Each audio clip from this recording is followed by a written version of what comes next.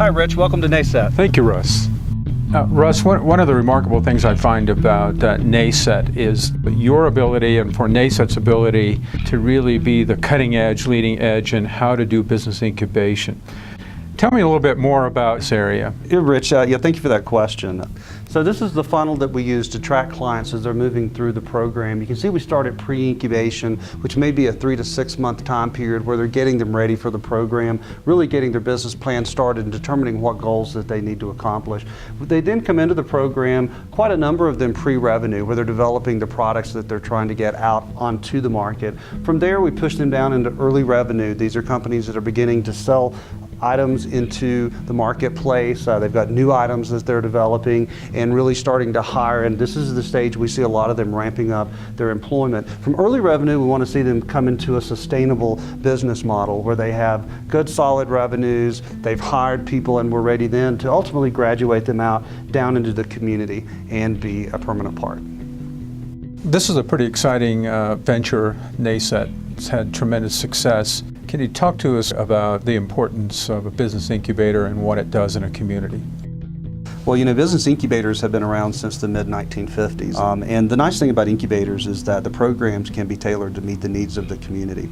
So there are programs, for example, for Native American artists, food incubators doing value-added food processing, high-tech incubators, which we are looking at promising solutions out in society. So incubators really create a way for an entrepreneur to do several things. One, they can protect their intellectual property, understand what that is, how that process works. They also really help with growing the management team. A lot of our entrepreneurs are technical experts, but they don't know how to grow a business. And that's an area that they need a lot of assistance in to be sure the business is strong as it starts growing and as they scale up. The third thing is job creation.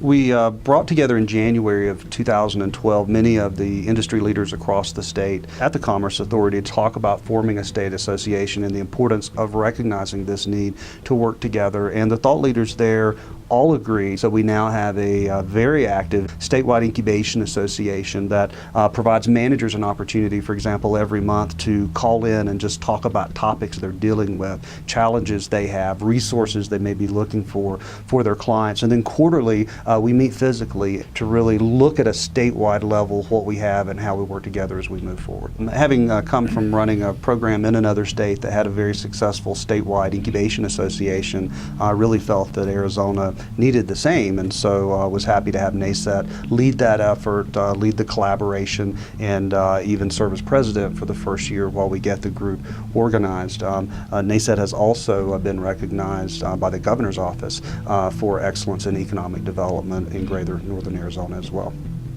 Companies that incubate tend to stay.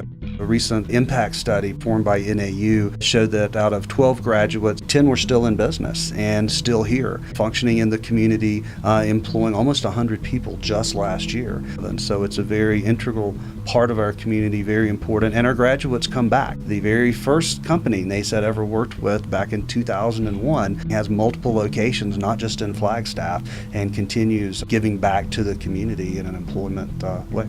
I think the remarkable things about NACET is the economic impact it has in the region. I was just reading the economic impact study put together by Northern Arizona University Rural Policy Institute, which goes through a nationally recognized model called IMPLAN to look at that.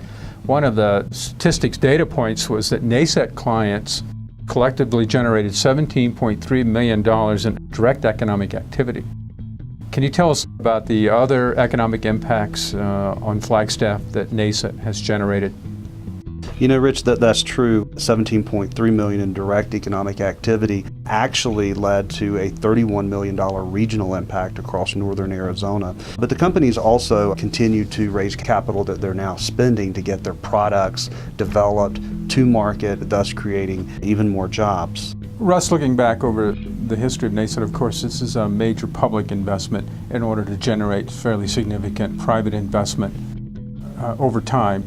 Can you tell us about the return to the taxpayer for their investment? Yeah, that's an excellent point, Rich. The city of Flagstaff, for example, invests about $500,000 a year into the program, and the infrastructure impact study showed that in 2011 alone, the city received over $680,000 back just in taxes generated. The study also showed that the firms generated $3 million additional dollars back in taxes to the community for that initial investment. In fact, in 2011, for every $1 the city invested in the program, the companies paid over $14 in direct payroll. The companies also generated over $45 of outside investment coming into our community.